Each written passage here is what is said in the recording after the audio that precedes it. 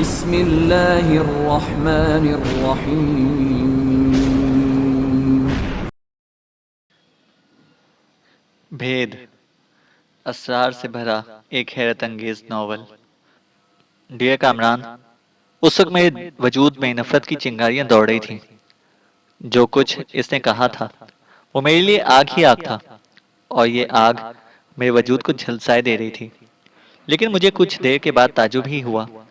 وہ زاروں قطار رو رہی تھی اور اسے اپنا منہ گھٹنوں میں چھپا لیا تھا۔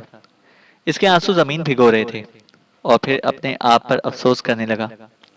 آہ کاش میں اپنے ساتھیوں کو نہ چھوڑتا۔ میں وہ نہ کرتا جو کر چکا ہوں۔ میں تو واقعی اپنا مقصد کھو بیٹھا تھا۔ مجھے سچ مچ یہ نہیں کرنا چاہیے تھا۔ اور کیا تو یہ تسلیم کرے گا کامران کہ ہم ان تابوتوں میں لیٹ کر دنیا کے بہت سے علوم سے واقف ہو گئے تھے۔ ہم نے اپنی زندگی ہواؤں کو پیش کر دی تھی۔ بے شک ہم نے چشمہ حیات سے ابدی زندگی پانے کا راز حاصل نہیں کیا تھا، لیکن جو کچھ ہم نے ترک کیا تھا اس کے نتیجے میں ہمیں صدیاں مل گئی تھیں۔ وہ صدیاں جو دنیا کے آخری دن تک ہمارا ساتھ دیتی۔ اور یہ حقیقت ہے کہ یہ ایک نیا علم، نیا تجربہ تھا جو ہم نے پا لیا تھا، لیکن اس عہد کے ساتھ کہ اسے دوسروں تک نہیں پہنچائیں گے۔ ہم تو اپنی زندگی کے ماہوں سال ترک کر کے ان پہاڑوں میں پناہ گزین تھے، اور وہاں سے کہیں نہ نکلنے کا عہد کر چکے تھے۔ سو ہمیں طویل زندگی ملی تھی، اور اس زندگی کے ساتھ لاتعداد علوم بھی۔ اور یہ عورت اپنے آپ کو آفاقی ظاہر کرنے کی کوشش کر رہی تھی۔ بے شک ہمارے علم حرف ہمارے لیے تھے، وہ جاننے کے لیے جو اس کائنات کا مقصد تھا، اور ہم نے اپنے علم کو کبھی کسی دوسرے مقصد کے لیے مخصوص نہیں کیا تھا۔ ورنہ اگر ہم تابوتوں سے نکل کر آس پاس میں پھیل جاتے تو ایک ایسا مقام حاصل کر لیتے جو شاید دوسروں کو نہ حاصل ہوتا، اور ہمارے پیشواؤں کا سارا مقصد خاک میں مل جاتا۔ ہم مخلص تھے، حالانکہ میں نے اپنے علم سے اور اپنے عہدے سے بغاوت کی تھی، لیکن یہ بھی جانتا تھا کہ یہ مقدس عہد کو توڑنا باعث سزا بنے گا۔ اور اس سے بڑی سزا اور کیا ہو سکتی تھی کہ جس عورت کے لیے میں نے اپنا سب سے بڑا مقصد ترک کر دیا، وہ نہ نکلی جو میں نے سمجھا۔ آہ کس قدر معصوم تھی وہ، کس قدر حسین اور جاذب نگاہ تھی۔ میں کہتا ہوں کہ کامران، اگر چاندنی کو سمیٹ کر انسانی شکلوں میں ڈھال دیا جائے تو اناتوسیہ کے سوا کوئی صورت نہ بنتی۔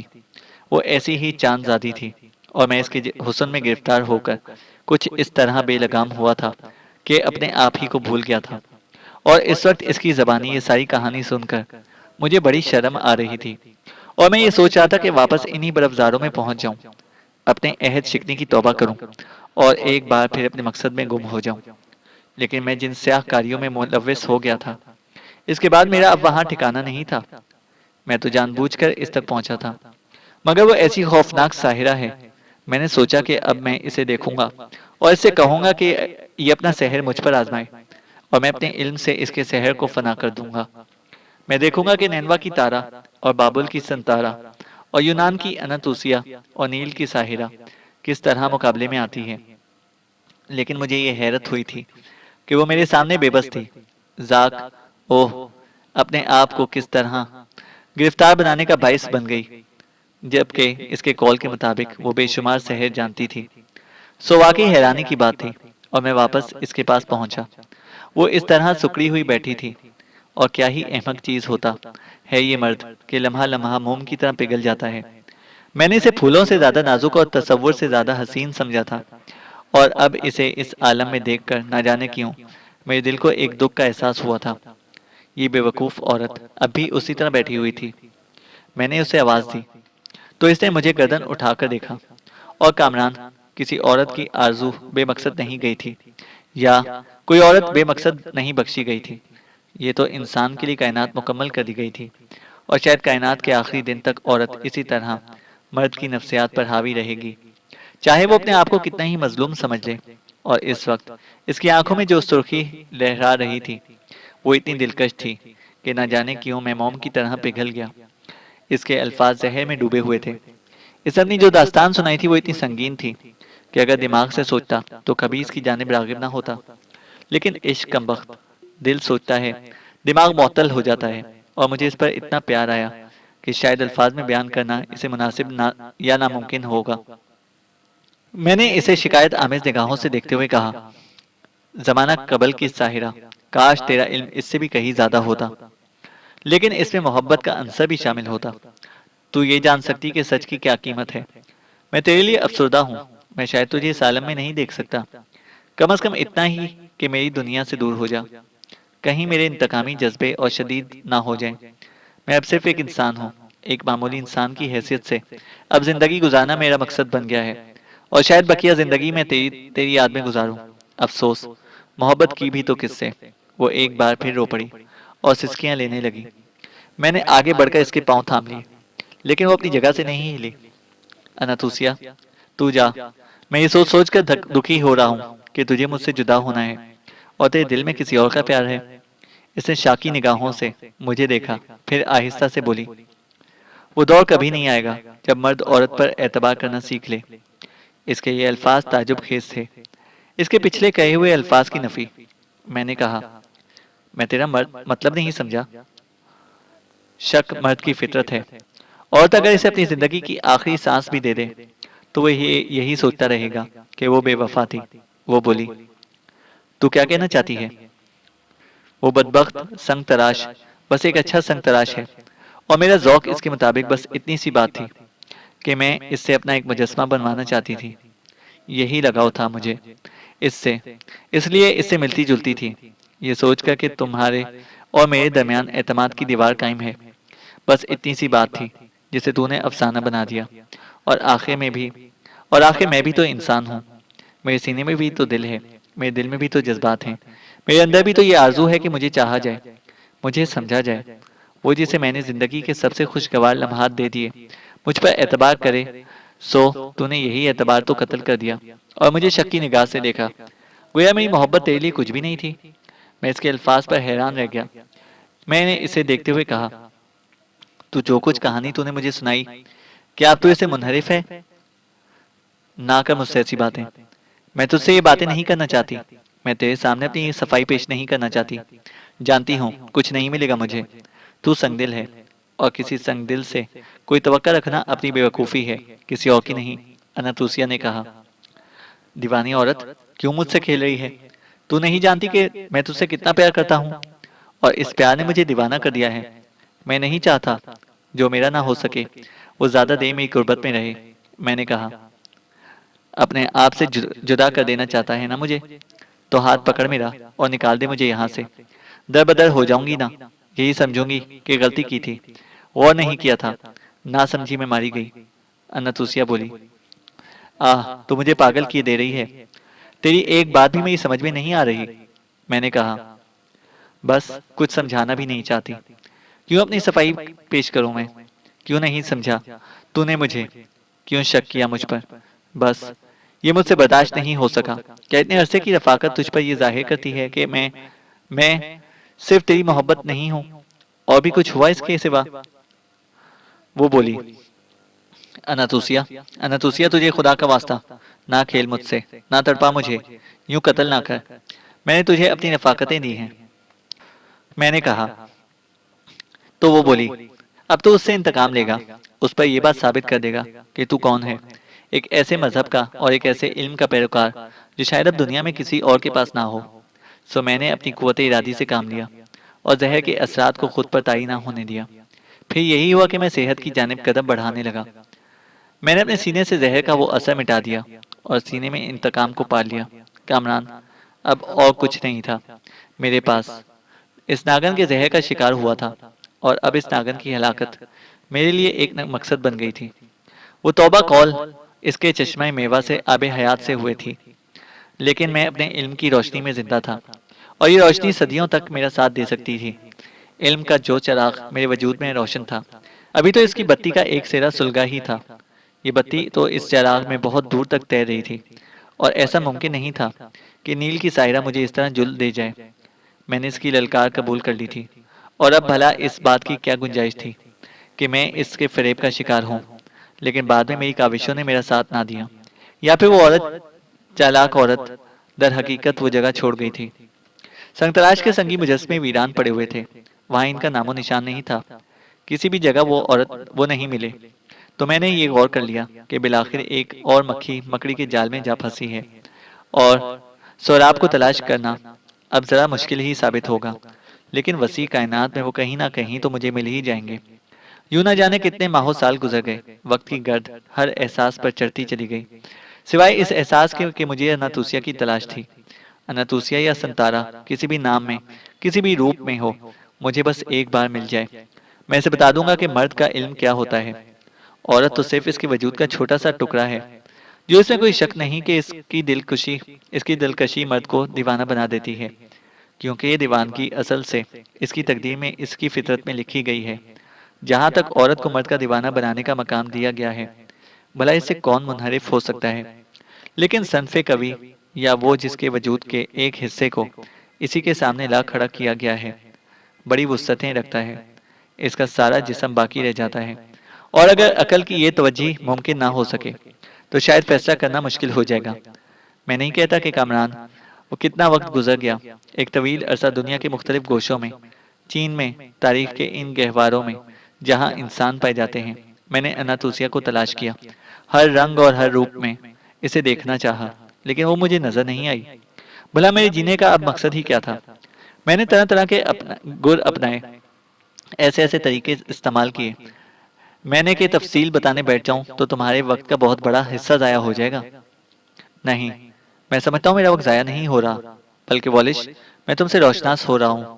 میں نے تمہاری تلاش میں کتنا وقت ضائع کیا ہے، تم شاید اسے نہ سمجھ سکو گے، کامران نے کہا۔ والش کے ہونٹوں پر ایک عجیب سی مسکراہٹ نظر آئی، اور پھر وہ کہنے لگا، ہاں، دنیا اتنی ہی معصوم ہے، لوگ اسی انداز میں سوچتے ہیں، کاش اتنی سادگی سے پوچھنا چھوڑ دیا جائے۔ کامران اس کی کہانی میں گم تھا، اور وہ ایک عجیب سی کیفیت میں محسوس کر رہا تھا۔ پھر والش نے اپنی داستان کا سرا آگے سے جوڑا اور کہا، پھر یوں ہوا کہ میں ایک ایسے خطے میں پہنچا جو ویران تھا، اور اسے غاروں کی سرزمین کہنا غلط نہ ہوگا۔ میرے یہاں آنے کا کوئی خاص مقصد نہیں تھا، بس اپنی آگ میں جھلسا ہوا یہاں آ نکلا تھا، لیکن میرا یہاں آنا بے مقصد ثابت نہ ہوا۔ وقت شاید مجھے دھکیل کر یہاں لایا تھا۔ ایسے ہی غاروں کے سلسلے میں ایک ایسے غار تک جا نکلا جو وسیع و عریض اور کشادہ تھا۔ اس غار میں داخل ہونے کی وجہ یہ تھی کہ اس کے باہر مجھے جلی ہوئی آگ کے نشانات ملے تھے۔ اس کا مطلب ہے کہ غار کے دہانے کے باہر کچھ ایسے لوگ آ کر بیٹھے تھے جنہوں نے آگ جلانے کی ضرورت پیش آئی تھی۔ میں یہ جاننا چاہتا تھا کہ یہ کون ہے، اور میں غار میں داخل ہو گیا۔ غار کے اوپری حصے سے چھننے والی سورج کی روشنی غار کے مناظر روشن کیے ہوئے تھی، اور ان روشن مناظر میں جو اہم چیز میں نے دیکھی وہ ایک سنگی مجسمہ تھا جو پتھر کی ایک چٹان کو تراش کر بنایا گیا تھا، اور یہ مجسمہ ایک ایسی عورت کا تھا جسے پتھر کے روپ میں دیکھ کر انسان اپنے حواس معطل کر بیٹھے، لیکن میرے حواس معطل نہ ہوئے، کیونکہ یہ چہرہ میرا شناسا تھا، یہ بدن میرا آشنا تھا، یہ اناتوسیا کا مجسمہ تھا، اناتوسیا کا یہ حسین مجسمہ۔ اور اس غار میں میری سمجھ میں کچھ نہیں آیا، لیکن پھر میں نے غار کے دہانے کے پاس کچھ آہٹیں سنی، اور میں اس جانب متوجہ ہوا۔ اندر داخل ہونے والا ایک بوڑھا شخص تھا جس کے سر اور داڑھی کے تمام بال سفید ہو چکے تھے۔ اس کے جسم پر میلا کچیلا سا لباس تھا، ہاتھ میں لاٹھی تھی جسے زمین پر ٹکا کر وہ قدم قدم آگے بڑھ رہا تھا۔ وہ آہستہ آہستہ چلتا ہوا میرے قریب آ گیا اور حیرت سے مجھے دیکھنے لگا۔ پھر اس کی لرزتی ہوئی آواز ابھری، آہ، کیا اس جگہ کی تقدیر کھل گئی؟ یہاں تو کبھی انسانوں کا گزر نہیں ہوتا۔ تم کون ہو میرے بھائی؟ کوئی سیاح یا کوئی پراسرار وجود جو بھٹک کر اس طرف آ نکلا ہے؟ میں اسے بغور دیکھتا رہا تو اس نے پھر لرزتی ہوئی آواز میں کہا، کیا تم مجھے اپنے بارے میں بتاؤ گے نہیں دوست؟ اس طرف کیسے آ نکلنا ہوا؟ کیا تم بھی کسی ویران دل کے مالک ہو جو ویرانوں میں آ گئے ہو؟ اس نے مجھ سے پوچھا۔ مگر تم کون ہو اور یہ مجسمہ کس کا ہے؟ میں نے سوال کیا، اور وہ شخص غم آلود انداز میں اپنی لاٹھی زمین پر رکھ کر ایک دیوار سے پشت لگا کر بیٹھ گیا۔ پھر اس کی ڈوبتی ہوئی آواز ابھری، میرا نام سوراب ہے۔ یہ نام میرے ذہن میں ایک دھماکے کی مانند ابھرا تھا۔ مجھے بہت کچھ یاد آ گیا تھا۔ میں نے اسے حیرت سے دیکھا اور مجھے یوں محسوس ہوا جیسے اس کے نقوش نہ آشنا نہ ہو۔ کیا سوراب بت تراش؟ میں نے پوچھا۔ ہاں، یہ سنگی مجسمہ میں نے تراشا ہے، اس نے کہا۔ یہاں اس ویرانے میں؟ لیکن کیوں؟ میں نے پوچھا۔ دل کی آگ میں جھلس کر اس نے جواب دیا، اور میری حیرتیں آسمان کو چھونے لگیں۔ میں نے کہا، اناتوسیا کے عشق میں گرفتار ہو کر میرے ان الفاظ پر وہ چونکا اور اس نے حیران نگاہوں سے مجھے دیکھا اور بولا، یہ نام تمہاری زبان تک کیسے آ گیا؟ یہ نام تو ایک مقدس امانت ہے میرے سینے میں، لیکن تم کیا صرف اس مجسمے کو دیکھ کر تم اس کا نام لے سکتے ہو؟ اس نے کہا، میں نے غلط تو نہیں کہا، کیا یہ اناتوسیہ کا مجسمہ ہے؟ میں نے پوچھا۔ ہاں، یہ اسی کتالہ عالم کا مجسمہ ہے، جو عورت نہیں بلکہ عورت کے روپ میں اسرار و رموز کا ایک مینار ہے، اتنا بلند مینار کہ اس کی بلندیوں کو نہ چھوا جا سکے۔ میرے ہونٹوں پر طنزیہ مسکراہٹ پھیل گئی اور میں نے کہا، تو تم بوڑھے ہو گئے ہو؟ میں تمہاری بات کا مطلب نہیں سمجھا، وہ بولا۔ کیا اناتوسیہ وہ نہیں جس نے تم سے عشق کیا تھا اور جس نے تم سے اپنا مجسمہ تراشنے کا اظہار کیا تھا؟ میں نے پوچھا۔ بوڑھے کی آنکھوں سے آنسو بہنے لگے، لیکن میرے حلق سے کہکہا نکل گیا۔ میں اس بوڑھے کی داستان جانتا تھا، میں سوراب کی داستان جانتا تھا، اس بت تراش سوراب کی، کیونکہ میں خود اسی داستان کا ایک حصہ تھا، اور اناتوسیہ مجسم میرے ذہن میں آ گئی، لیکن میں بوڑھے کی زبان سے اس کی داستان سننا چاہتا تھا، اور بوڑھا آنسو بہاتی آنکھوں سے مجھے دیکھ رہا تھا۔ اس نے کچھ کہنے کے لیے ہونٹ کھولے اور میں اس داستان کا منتظر ہو گیا، جس کا تعلق اسی شاطر عورت سے تھا جو نیل کی ساحرہ تھی۔ سوراب کی آنکھوں سے آنسو رواں تھے، اور میں بالکل مختلف انداز سے سوچ رہا تھا۔ شاید ہی مجھ سے قبل کسی نے رقیب کے لیے دل میں اس قدر ہمدردی محسوس کی ہو، لیکن میں جانتا تھا کہ اس بد نصیب کو تو یہ بھی معلوم نہ ہوگا کہ میں کون ہوں۔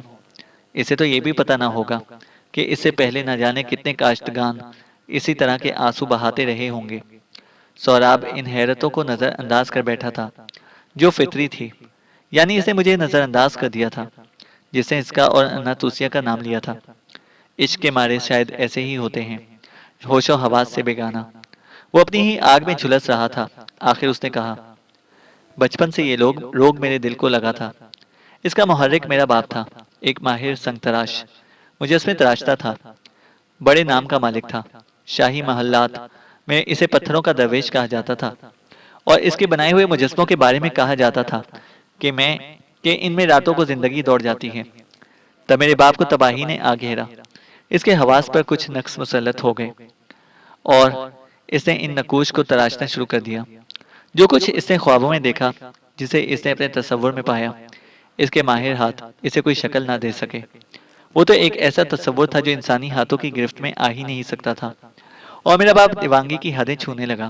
وہ پاگلوں کی طرح ہر لمحہ پتھروں کو توڑتا رہتا تھا، اور اس پر جنون سوار تھا کہ وہ شکل تشکیل کرے جو اس کے دل کو قرار بخشے، لیکن وہ طلسمی شکل اس کے ہاتھوں کی گرفت میں نہیں آ سکی تھی، اور اس کے جنون نے اسے عقل و خرد سے بیگانہ کر دیا، اور وہ عرف عام میں دیوانہ مشہور ہو گیا۔ لیکن وہ میرا باپ تھا، اور مجھے اس کی حالت دیکھ کر سخت افسوس ہوتا تھا۔ میرے دل نے مجھے آواز دی، اور میں نے سوچا کہ وہ شکل مکمل کر دوں جو میرے باپ کو اس کے حواس واپس دے دے، لیکن مشکل ہوا۔ میں نے لاتعداد مجسمے بنائے، جبکہ میں اس سے واقف نہیں تھا، لیکن ایک لگن، ایک تڑپ مجھے مجبور کر رہی تھی۔ سو پھر میرے باپ نے مجھے دیکھا، میرے بنائے ہوئے مجسمے دیکھے، اور زاروں قطار رو دیا۔ اس نے کہا کہ اے مصور، اے میرے بیٹے، ایک ایسا نقش بنا دے جو تجھے میری آنکھوں میں نظر آئے۔ آکاش، میں اپنی آنکھوں سے وہ نقش دیکھ سکوں۔ اور یہ اس کے عشق کی انتہا تھی کہ جب میں نے اس کی آنکھوں میں جھانکا تو مجھے ایک ایسی حسین صورت نظر آئی جو اس کی آنکھوں سے میری آنکھوں میں منتقل ہو گئی۔ مگر مجھ سے غلطی ہوئی کہ میں نے اپنے باپ سے کہہ دیا کہ اے بت تراش، میں نے وہ شکل دیکھ لی ہے، اور وہ مجسمہ میں تراش لوں گا۔ اس نے حیرت سے کہا کہ کیا وہ شکل اس کی آنکھوں میں موجود ہے؟ تو میں نے بدبختی سے اس کا اظہار کر دیا، اور اسی رات میرے باپ نے اپنی دونوں آنکھیں نکال لی۔ خود اپنے ہاتھوں سے اس نے اپنے آپ کو آنکھوں سے محروم کر دیا، اور دیکھنا چاہا کہ وہ شکل کیسی ہے، لیکن دیوانے کے پاس دیکھنے کے لیے رہ کیا تھا، یہاں تک کہ وہ ان زخموں کی تاب نہ لا کر دنیا سے دور ہو گیا۔ لیکن ماں باپ ورثے میں اولاد کو نہ جانے کیا کیا دیتے ہیں۔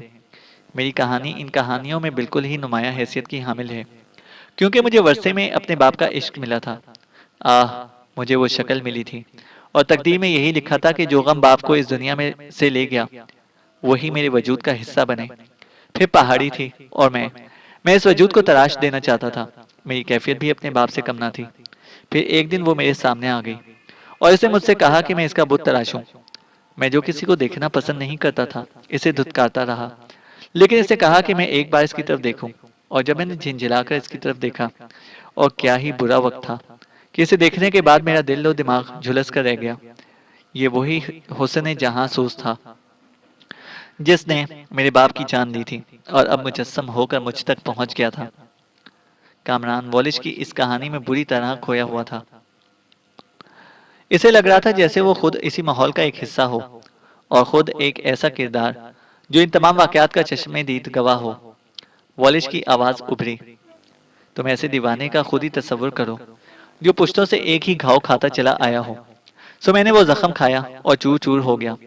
بس اس کے بعد اس کے سوا میرے پاس اور کوئی چارہ نہ رہا، اور وہ مجھے اس ویرانے میں لے آئی۔ اسے مجھ سے کہا کہ میں اس کا ایک ایسا مجسمہ تراشوں کہ جسے دیکھ کر انسان میری پوجا کرنے لگے۔ سو یہی کیا میں نے، لیکن ایک آبادی سے کچھ فاصلے پر ویرانوں میں وہ مجھے وہاں خود لے کر پہنچی تھی، اور میں اس کے حسن سے سرشار، اس کی محبت میں ڈوبا ہوا اپنے فن کی تمام تر مہارتوں کو آواز دیتا رہا، اور میں نے ایسا ہی کیا۔ وہ بہت خوش تھی، وہ میرے گرد منڈلاتی رہتی تھی، وہ مجھ سے کہتی تھی کہ میں اس کائنات میں سب سے عظیم فنکار ہوں۔ وہ میرے قدموں میں نثار ہوتی رہتی تھی۔ اس نے مجھے اپنی مٹھی میں اس طرح جکڑ لیا کہ اس کے علاوہ اس کائنات میں مجھے اور کوئی شے نظر نہیں آتی تھی۔ وہ حسین تھی، وہ دلکش تھی، نسوانیت کا ایک ایسا پیکر کبھی نظر نہ آنے والوں میں سے تھا۔ اور میرے دوست، میں نے اسے چاہا، اس سے محبت کی تھی، میں نے اسے پتھر میں منتقل کر دیا، لیکن ایک ایسا وجود دے کر جو اس کے اس حسن سے بھی زیادہ حسین تھا۔ اور ہم نے ایک چھوٹا سا گھر بنایا، اور وہ اپنے مجسمے کو دیکھ دیکھ کر خوش ہوتی رہتی۔ نہ جانے کیا تھی وہ، نہ جانے کون تھی، اسے اپنے آپ سے ہی عشق تھا، وہ اپنے وجود پر ہی نثار ہوتی تھی۔ اسے شاید اپنے سوا کسی اور سے دلچسپی نہیں تھی، وہ اپنے ان مجسمے کا طواف کرتی رہتی تھی، اور میں ہنستا رہتا تھا۔ بس میرے دل میں بھی اس کا وہی مقام تھا، اور یوں وقت گزرتا رہا۔ میں اس کی محبت سے سرشار، اس کی قربت سے بہراور بس وقت گزار رہا تھا، اور میری ہر محبت کا جواب زیادہ محبت سے دیتی تھی۔ اور انسان کو اور کیا چاہیے زندگی میں؟ اگر محبوب کی قربت مل جائے تو کائنات اس کی نگاہ کے سامنے ہیچ ہو جاتی ہے۔ میں اپنے آپ کو دنیا کا خوش قسمت ترین انسان سمجھتا تھا، لیکن وقت مجھ پر ہنس رہا تھا، تقدیر مجھ پر ہنس رہی تھی۔ وہ جگہ جہاں میں مجسمے تراشا کرتا تھا کوئی عام جگہ نہیں تھی، لیکن کچھ قسمت کے مارے ادھر آ نکلے، راستہ بھٹک گئے۔ ہم پہاڑوں کی اس چھوٹی سی چٹان کی آڑ میں، جہاں ہم نے اپنا گھونسلہ بنایا تھا، آرام سے رہ رہے تھے۔ میں نے تو نہ دیکھا، لیکن اس نے دیکھا کہ وہ لوگ جو راستہ بھٹک کر پہنچے تھے اس مجسمے کے گرد پتھر بنے کھڑے ہوئے تھے، اور اس میں ایک حسین نوجوان بھی تھا جو ایک تندرست و توانا طاقتور گھوڑے پر سوار ہوش سے آری اس مجسمے کو دیکھ رہا تھا۔ مجھے فخر کا احساس ہوا، وہ بھی میرے قریب تھی۔ اس نے کہا، دیکھو وہ کس طرح تمہارے بنائے ہوئے مجسمے کو دیکھ رہا ہے۔ اس میں میرے فن کا کمال نہیں ہے، بلکہ تیرے حسن کا کمال ہے۔ میں نے کہا، اس کی آنکھوں میں کیسی وارفتگی نظر آ رہی ہے۔ اس نے کہا، مجھے تو وہ دیوانہ لگ رہا ہے۔ میرا دیوانہ؟ وہ فخریہ انداز میں بولی۔ ہاں، تمہارا دیوانہ، میری ہی مانند، میں نے کہا، اور اس نے عجیب سی نگاہوں سے مجھے دیکھا۔ بس ایک لمحہ، صرف ایک لمحہ، مجھے یہ احساس ہوا کہ ان آنکھوں میں میرے لیے ایک غیر مناسب کیفیت ہے، لیکن اس کے بعد اس نے خود کو سنبھال لیا۔ وہ لوگ جو اس گھڑ سوار کے ساتھ آئے تھے اسے لے جانے کی کوشش کرنے لگے، اور وہ بمشکل تمام جانے پر تیار ہوا۔ وہ اپنے مجسمے کے قریب پہنچ گئی اور مجھ سے کہنے لگی، سوراب، ہے کوئی مجھ جیسا؟ نہیں، میں تجھے بتا چکا ہوں کہ تیری تاریخ طویل ہے، ماضی سے تیرا گہرا تعلق ہے۔ میں نے کہا، تو ٹھیک کہتا ہے۔ ماضی میں مجھے جانے کیسے کیسے ناموں سے پکارا گیا، میں نہ جانے کون ہوں، راسیکا ہوں، سنتارا ہوں، اور میرے نہ جانے کتنے نام ہیں۔ وہ بولی، تیری بات سمجھ میں نہیں آئی۔ میں نے کہا، نہ سمجھے گا تو، نہ سمجھے گا۔ تیری عمر کتنی ہے، تیری سمجھ کتنی ہے؟ وہ بولی۔ لیکن اس وقت میں نے اس طرح اس کی بات پر غور نہیں کیا جس طرح پہلے کرتا تھا۔ میں تو اس کے عشق میں دیوانہ تھا، اور طویل عرصے میں پہلی بار میں نے اسے اپنے سے دور پایا۔ رات کا آخری پہر تھا جب میں نے وہ جگہ خالی دیکھی جہاں وہ ہوا کرتی تھی۔ میں خوف سے پاگل ہو گیا۔ میں نے اسے کہاں کہاں تلاش نہیں کیا، اسے دیکھتا ہوا میں بہت دور نکل گیا، لیکن جب واپس پہنچا تو وہ وہاں موجود تھی۔ میں نے اس سے لاکھوں شکوے کیے اور وہ میرا مذاق اڑانے لگی، کہنے لگی تو پاگل ہو گیا ہے، میں بھلا کہاں جاؤں گی؟ بس ایک تھوڑی سی دلچسپی پیدا ہو گئی تھی مجھے اس نیرے پاگل سے، جو میرے مجسمے کو دیکھ کر اپنے حواس کھو بیٹھا تھا، اور اب اس کے گھر میں کوہرام مچا ہوا ہے۔ وہ بولی، کیا مطلب؟ میں نے سوال کیا، اور وہ چونک کر مجھے دیکھنے لگی، پھر ہنس پڑی، پھر بولی، ایک دن تو ایسا آنا ہی ہے کہ تجھے میری حقیقت سے واقف ہونا ہے۔ تو نے یہ کیوں نہ سوچا، پاگل سنگ تراش، کہ تیرے باپ نے بھی میری آرزو میں زندگی گوا دی، اور بھلا تیری بساتی کیا؟ تو بہت چھوٹا شخص ہے، میں تو بہت بلندیوں سے زندگی کو دیکھتی ہوں، تجھے کچھ نہیں معلوم اس بارے میں۔ اس وقت جو بات میری سمجھ میں نہیں آئی، پھر میں نے ایک دن اپنے بنائے ہوئے مجسمے کے سامنے ایک شخص کو زاروں قطار روتے ہوئے دیکھا۔ وہ مجسمے کے قدموں میں جا پڑا اور عجیب و غریب واقعات ہوتے رہے۔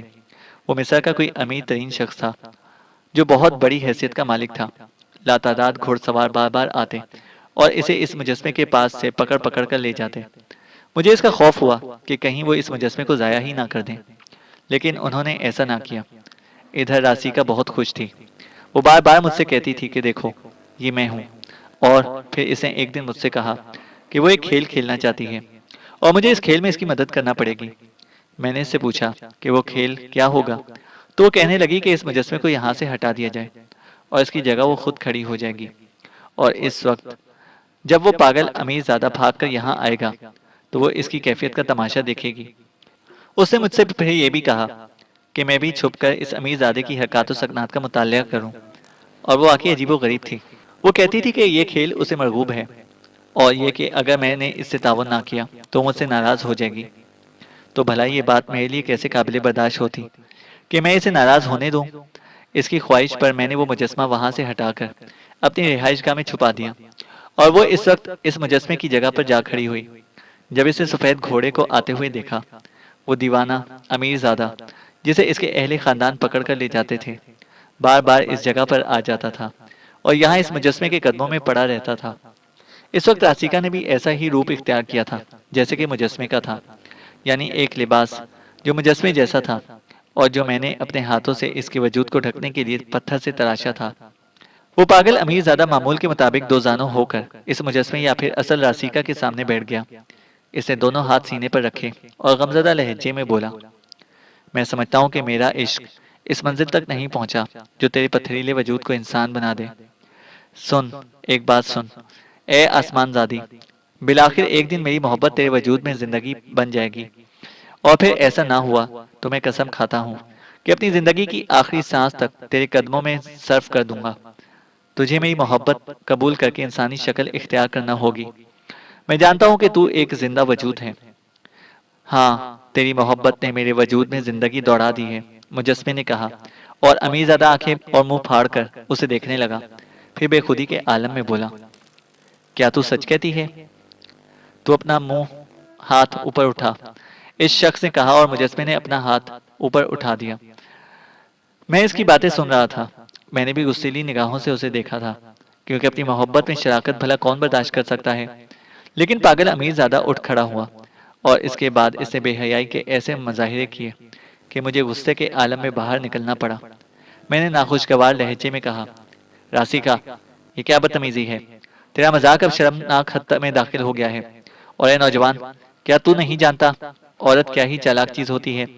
تو عقل سے اتنا خالی کیوں ہے؟ میں نے شدید غصے کا اظہار کیا، اور وہ شخص حیرانی سے مجھے دیکھنے لگا، لیکن راسیکا کے انداز نہ بدلے۔ وہ نوجوان سے بولی، تیرے اور میرے درمیان ملاقات کا یہ دور بڑا مختصر رہا ہے۔ اس کی آواز میں غم کے آثار تھے۔ نوجوان نے سینہ تان کر کہا، میں سمجھا نہیں۔ دیکھ، یہ ہے وہ جادوگر جس نے مجھے پتھر کا بنا دیا تھا۔ یہی تو میرا دشمن ہے، اور یہ ایک بار پھر مجھے پتھر میں بدل دے گا۔ وہ بولتی رہی، میری زندگی میں یہ ممکن نہیں ہوگا، اس شخص نے کہا، اور خنجر نکال کر میری جانب دوڑا۔ میں نے اس امیر زادے سے کہا کہ یہ جھوٹی ہے، یہ مجسمہ نہیں ہے، وہ زندہ ہے، میں اس کا سب کچھ ہوں۔ میں نے بے شک اس کا مجسمہ تراشا تھا، اور وہ مجسمہ اب غار میں پڑا ہوا ہے، اور یہ اس کی جگہ آ کھڑی ہوئی ہے، یہ میری ملکیت ہے۔ لیکن پاگل امیر زادے نے ایک بات نہ سنی۔ مجھ پر اس نے خنجر سے کئی وار کیے، اور میں شدید زخمی ہو کر گر پڑا۔ میں بے ہوش ہو گیا تھا اور وہ اس امیر زادے کے ساتھ وہاں سے چلی گئی اور اس کے بعد میں اسے تلاش نہ کر سکا۔ آہ، میں نے اپنی زندگی اس کی تلاش میں گزار دی، لیکن وہ مجھے نہ ملی۔ میں نہ جانے کون کون سے خطوں میں اسے تلاش کرتا رہا۔ پھر بہت عرصے بعد ایک دن میں نے ایسا گروہ دیکھا جو شکار پر نکلا ہوا تھا اور شکار کے لیے اسے خیمے لگائے تھے۔ اور اس رات ایک آبشار کے کنارے چاندنی رات میں نے اسے اس امیر زادے کے ساتھ دیکھا۔ وہ اس سے محبت کا وہی برتاؤ کر رہی تھی جو اس سے پہلے میرے ساتھ کرتی چلی آئی تھی، اور امیر زادہ بے پناہ خوش تھا۔ میں نے عقل سے کام لیا۔ اتنا تو میں نے کیا کہ بعد میں جب وہ شکار سے واپس لوٹا تو اس کا تعاقب کرتا ہوا میں مصر پہنچا، اور مصر میں نے اس کے بارے میں معلومات حاصل کی تو پتا چلا کہ وہ امیر زادے کے ساتھ رہتی ہے۔ نہ جانے کیسے کیسے جتن کر کے میں اس کے پاس پہنچا اور اس سے اپنا حال دل کہا تو وہ کوہر آلود لہجے میں بولی، اگر میں زندگی چاہتا ہوں تو واپس لوٹ جاؤں، ورنہ وہ مجھے ہلاک کرا دے گی۔ لیکن میں نے اس کی پرواہ نہیں کی اور ایک بار پھر انہوں نے مجھے زخمی کر کے پھینک دیا۔ میں بہت عرصے تک دوبارہ اس سے ملاقات کی کوشش کرتا رہا، لیکن پھر کچھ نہ ہو سکا۔ ایک بار پھر میں اس امیر زادے کے سامنے آیا تو وہ مجھ سے بھی زیادہ بدحواس ہو گیا تھا، اور اس نے غم آلود لہجے میں مجھے بتایا کہ وہ اس کے پاس سے چلی گئی ہے، ایک ایسے شخص کے ساتھ جو مصر کے ایک دور دراز گوشے میں اس ایک قبیلے کا سردار ہے، اور اب وہ اس نوجوان سے نفرت کرتی ہے، اور اس نے اسے کہہ دیا ہے کہ اگر وہ اس کی تلاش میں وہاں سے آگے بڑھا تو زندگی کھو بیٹھے گا۔ امیر زادے نے غم آلود لہجے میں مجھ سے کہا، وہ تو ایک خواب تھی، اور خواب کے بعد آنکھ کھل ہی جاتی ہے، صبح ہو جاتی ہے۔ پھر وہ صحراؤں میں نکل گیا تھا اور میں سمجھ گیا تھا کہ اب کوئی اور شخص اس کی ہوس کا نشانہ بن رہا ہوگا۔ مجھے تو کچھ بھی نہیں معلوم تھا اس کے بارے میں۔ پھر نہ جانے کہاں سے ہوتا ہوا میں یہاں تک پہنچا، اور اس کے بعد میں نے یہاں اس کا سنگی بت تراشا، اور اب میں اس سے بہت محبت کرتا ہوں۔ یہ ہے میری زندگی کی کہانی۔ تو تم سوچو، کیا نام بتایا تھا تم نے؟ عجیب سا نام ہے تمہارا، شاید کامران۔ تو کامران، میں کس کیفیت کا شکار تھا، کیا گزر رہی ہوگی مجھ پر، یہ تم سمجھ ہی گئے ہوگے۔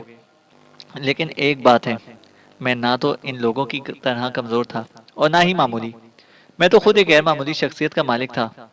وہ اگر چشمہ حیوان سے حیات ابدی حاصل کر چکی ہے تو میرا علم بھی محدود نہیں تھا۔ بس ایک میں ہی تھا جو اس کا ساتھ دے سکتا تھا، یا دے سکتا ہوں، وہ چاہے زندگی کو کتنا ہی طویل کرے۔ میری زندگی کی طوالت بھی اس کا تعاقب کرتی رہے گی، کیونکہ میں بھی اپنے علم میں کسی سے کم نہیں ہوں۔ جو میں تمہیں بتا نہیں سکتا اور نہ تم اسے جان سکتے ہو۔ وہ تو ٹھیک ہے والش، لیکن تم یہاں کیسے آ گئے؟ کامران نے پوچھا۔ کہانی کا ایک حصہ بھی جاری ہے کامران، وہ تو سن لو، اس نے کہا، اور کامران ایک گہری سانس لے کر گردن ہلانے لگا۔ یہ کہانی تو واقعی ایسی انوکھی ہے کہ اگر انسان اس کی تشہیر کرے تو لوگ اسے پتھر ماریں۔ کامران کے لیے یہ کہانی عجیب تھی، اور وہ اسے والش کی زبانی سننے کے لیے بے قرار تھا۔ چینل کو سبسکرائب کریں اور بیل آئیکن کو پریس کریں تاکہ ہماری ہر اپڈیٹ آپ کو بر وقت مل سکے۔